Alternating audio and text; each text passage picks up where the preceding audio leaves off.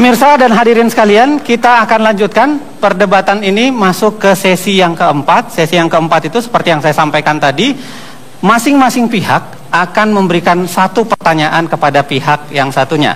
Tapi dengan aturan kira-kira begini Pak Joko Widodo dan Pak Yusuf Kalla, begitu juga Pak Prabowo dan Pak Hatta Rajasa, Anda diberikan kesempatan untuk bertanya 1 menit, lalu kemudian akan dijawab 3 menit, lalu akan diklarifikasi, akan ditanggapi lah jawaban itu selama 3 menit, dan kami memberikan lagi 3 menit terakhir kepada Anda. Jadi dia akan berlempar 1 pertanyaan, 3 menit jawaban, 3 menit tanggapan, lalu 3 menit klarifikasi terakhir. Kira-kira begitu Pak aturannya. Nah, kita akan mulai dengan pertanyaan yang pertama. Saya akan berikan kesempatan, dibalik lagi. Saya berikan kesempatan dulu kepada pasangan nomor urut 1, Pak Prabowo dan Pak Hatta Rajasa, untuk bertanya 1 menit kepada Pak Joko Widodo dan Pak JK. Lalu saya kembalikan ke Anda 3 menit, lalu akan kembali lagi ke mereka 3 menit. Ya, saya persilahkan Anda.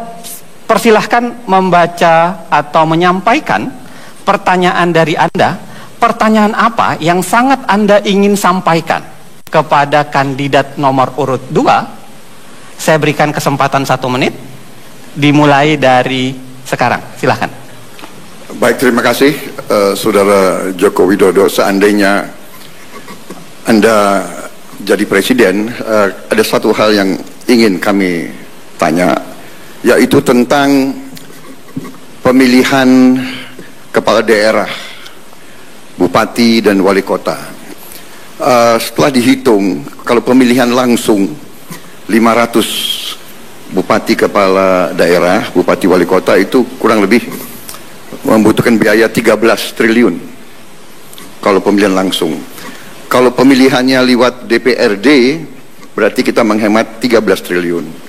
Bagaimana sikap Bapak tentang hal itu?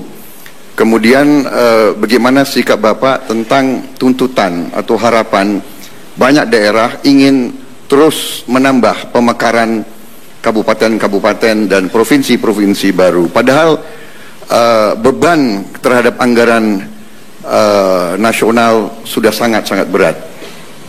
Cukup Pak Prabowo dan Pak Hatta Rajasa. Pertanyaannya jelas ya. Jadi silahkan Anda diberikan kesempatan untuk menjawab 3 menit pertanyaan tersebut. Saya mulai dari sekarang. Silahkan. Sebagai bentuk dari kedaulatan rakyat, saya kira pemilihan langsung kepala daerah, baik bupati, wali kota maupun gubernur, tetap dilaksanakan seperti sekarang. Hanya caranya yang teknisnya yang harus mungkin kita perbaiki. Dilaksanakan serentak untuk mengurangi biaya, baik di sebuah provinsi atau mungkin bisa di dalam sebuah negara. Tetapi ini memerlukan transisi yang agak lama. Kemudian yang kedua, mengenai pemekaran, tempat-tempat yang memang sangat diperlukan untuk dimekarkan dalam rangka lebih mengembangkan provinsi atau daerah itu, tidak ada masalah. Tetapi dengan catatan, apabila nantinya sudah dimekarkan dan mereka tidak bisa mandiri dan mereka hanya membebani, bisa ditarik kembali dan dihapuskan lagi. Pemberiannya diperketat, pemberiannya dicek yang betul, dan yang paling penting, jangan sampai ada lobby-lobby lagi, jangan sampai ada dengan cara menekan-menekan ke pusat, tetapi betul-betul dengan kalkulasi dan perhitungan yang betul-betul cermat, teliti, karena jangan sampai anggaran kita habiskan untuk pemekaran dan tidak menyasar pada pelayanan kepada masyarakat, tidak menyasar pada pembangunan di wilayah itu. Mau ditambahkan Pak Yusuf Kalla? Iya, terima kasih. Memang sistem pilkada kita yang begitu banyak, maka Indonesia merupakan negara yang mempunyai pemilu yang terbanyak di dunia ini. Karena itulah maka, namun demikian pemilihan kepala daerah dijamin oleh Undang-Undang Dasar dan juga Undang-Undang bahwa pemilihan kepala daerah harus demokratis. Dalam Undang-Undang dikatakan pemilihan langsung.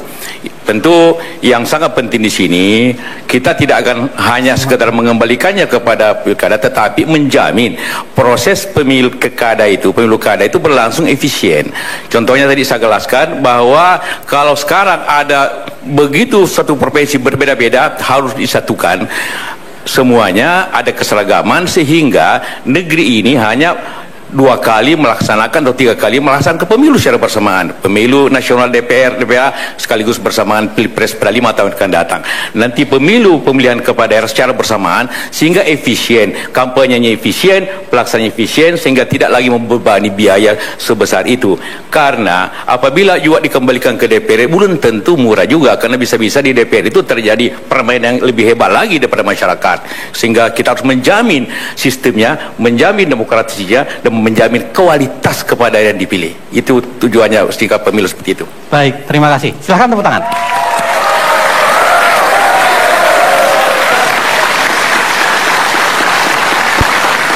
Pak Prabowo dan Pak Hatta Rajasa sudah mendengarkan barangkali dan mencatat, saya lihat tadi. Anda silahkan memberikan tanggapan, catatan kritis juga boleh terhadap jawaban yang diberikan dari Pak Joko Widodo dan Pak Yusuf Kalla. Anda punya waktu 3 menit, saya persilahkan dari sekarang. Silahkan. Ya, saya diberi kesempatan Pak Prabowo untuk menanggapi. Walaupun tadi itu belum dijelaskan seperti apa yang disebut efisien, itu masih kualitatif, belum terukur, tapi memang kita harus melaksanakan sebuah pemilihan yang lebih sehat, yang lebih terukur, yang tidak terlalu boros dengan biaya. Walaupun Undang-Undang Dasar 45 kita tidak mewajibkan pemilihan presiden, bupati, wali kota, gubernur secara langsung sebagaimana pemilihan presiden, namun pemilihan demokratis tersebut saat ini kalau melalui DPR memang masih memerlukan transisi waktu yang cukup kita perlukan. Oleh sebab itu memang esensinya adalah pemilihan langsung itu memang itulah yang dikehendaki oleh rakyat saat ini, namun memang harus kita lakukan dalam kondisi atau keadaan yang betul-betul bisa tidak membebani biaya yang tinggi. Misalkan kalau kita ambil contoh, saat ini sedang digagas untuk pemilihan secara serentak. Saya kira serentak ini akan menghemat biaya yang cukup menekan, cukup murah, dan ini memerlukan waktu yang ke depan ini untuk segera kita persiapkan dengan baik. Ya, ini pandangan kami terhadap itu. Masih ada Pak Prabowo barangkali mau menambahkan? Mohon, saya tadi kurang begitu jelas tentang pemekaran. Kriteria apa yang Bapak, ya daerah mana? Kalau satu daerah minta, daerah lain juga minta dan tidak dikasih, ini kira-kira bagaimana? Dari segi penghematan anggaran dan dari segi keadilan antara daerah. Ada satu kabupaten sebagai contoh yang jumlah penduduknya hanya 20.000. Tapi dikasih pemekaran. Jadi di mana rasa keseimbangan keadilan dengan kabupaten yang umpamanya jumlah penduduknya 3 juta umpamanya. Jadi kami mohon kami ada suatu sikap ketegasan, kira-kira kriteria apa mengizinkan pemekaran baru dan tidak mengizinkan pemekaran baru. Apakah jumlah penduduk, apakah luas wilayah, apakah keamanan atau letak geografis, kira-kira di mana yang Bapak kira bisa jadi kriteria untuk mengizinkan penambahan provinsi atau penambahan kabupaten. Baik, terima kasih. Silakan tepuk tangan. Saya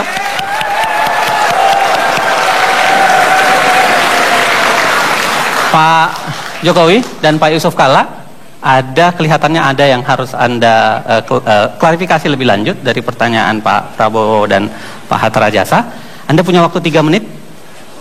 Saya persilahkan dari sekarang. Tentu saja banyak yang harus dikalkulasi, banyak yang harus dihitung.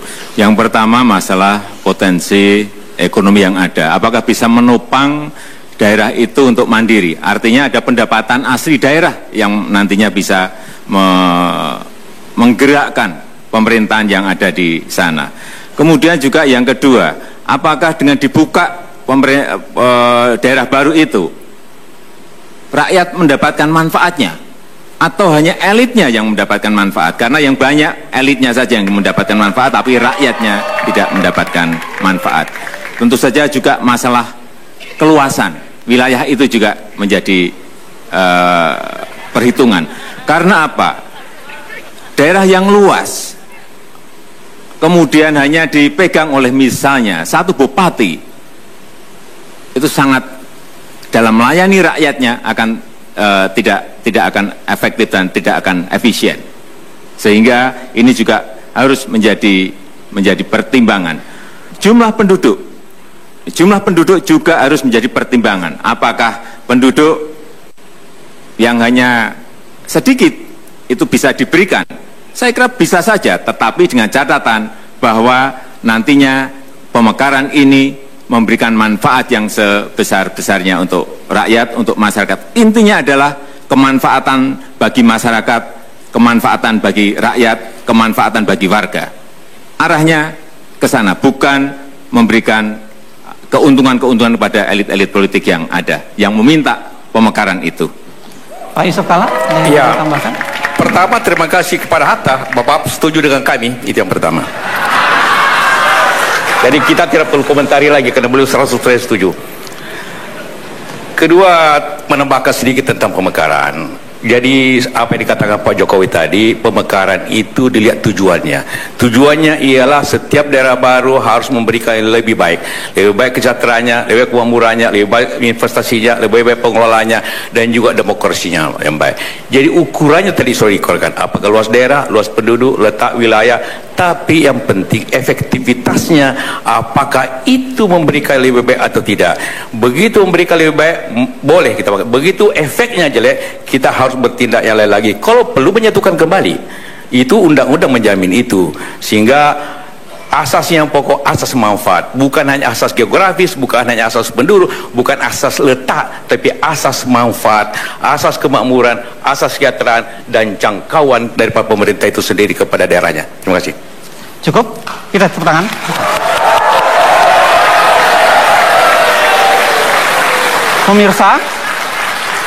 Pemirsa dan hadirin sekalian, pertanyaan pertama tadi dari pasangan nomor urut 1 ke pasangan nomor 2 sudah kita laksanakan. Sekarang kita balik. Jadi pertanyaan dari nomor urut 2, Pak Jokowi dan Pak Yusuf Kalla, kepada Pak Prabowo dan Pak Hatta Rajasa. Anda punya waktu 1 menit. Pak, saya persilahkan mulai dari sekarang. Terima kasih Pak Jokowi. Tadi dalam awal pembicaraan ini, Pak Hatta mengungkapkan tentang visi misinya yang saya kutip, melindungi rakyat dan berbagai bentuk diskriminasi, gangguan, dan ancaman, serta menjunjung tinggi hak-hak asasi manusia. Itu dari Bapak. Kedua, dari Pak Prabowo mengatakan, tiada pengikut yang salah, hanya pemimpin yang salah. Sekarang pertanyaannya, bagaimana Bapak ingin menyelesaikan pelanggaran hak asasi manusia masa lalu dan menjaga hak asasi dipertahankan pada masa datang? Itu aja. Silahkan, kalau ada yang mau tepuk tangan silahkan.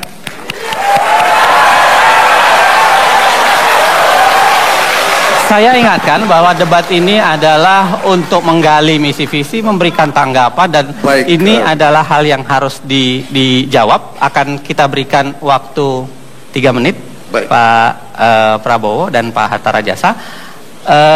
Kita mulai dari sekarang. Silahkan Pak. Baik, hak asasi manusia yang paling dasar adalah hak untuk hidup. Kemudian tugas Undang-Undang Dasar yang diberikan kepada sebuah pemerintah republik adalah melindungi segenap tumpah darah Indonesia. Itu tugas utama pemerintah. Sebuah pemerintah harus melindungi segenap tumpah darah dari segala ancaman, apakah dari luar negeri atau dari dalam negeri. Jadi saya sekian puluh tahun adalah abdi negara, petugas yang membela kemerdekaan, kedaulatan, dan hak asasi manusia, mencegah kelompok-kelompok radikal ataupun kelompok-kelompok yang menggunakan kekerasan mengancam keselamatan hidup orang-orang yang tidak bersalah. Orang-orang yang tidak bersalah. Jadi manakala kita menghadapi kelompok-kelompok yang merakit bom, yang ingin menimbulkan huru-hara, yang mengancam kelangsungan hidup negara dan bangsa, ya, mereka ini ancaman terhadap hak asasi manusia. Nah, karena itu kewajiban seorang petugas, kewajiban seorang pembela negara dan bangsa melindungi segenap tumpah darah dari ancaman-ancaman tersebut. Dalam pelaksanaan tugas sebagai prajurit, manakala kita melaksanakan tugas dengan sebaik-baiknya, yang menilai itu adalah atasan. Jadi saya mengerti, Pak, arah Bapak. Tidak apa-apa, tidak apa-apa, ya. Saya tidak apa-apa, tetapi saya ada di sini. Saya sebagai mantan prajurit telah melaksanakan tugas dengan sebaik-baiknya. Selebihnya atasan yang menilai. Apakah saya, kan arah Bapak kira-kira gitu, bahwa saya tidak bisa menjaga HAM karena saya pelanggar HAM. Kira-kira itu kan Bapak arahnya. Iya kan? Padahal Bapak tidak mengerti, justru kami ini di tempat-tempat yang susah, di mana-mana sering harus ambil tindakan untuk keselamatan rakyat Indonesia yang banyak. Sebagai contoh, di negara kita, di Singapura, tetangga kita, memegang bom saja itu hukuman mati, wajib. Memegang saja, tidak melaporkan, apalagi merakit, apalagi menyebarkan. Jadi Pak Yusuf Kalla, saya bertanggung jawab dan hati nurani saya bersih. Saya pembela hak asasi manusia yang paling keras di Republik ini. Saya tidak ragu-ragu. Cukup Pak Prabowo. Silakan tepuk tangan.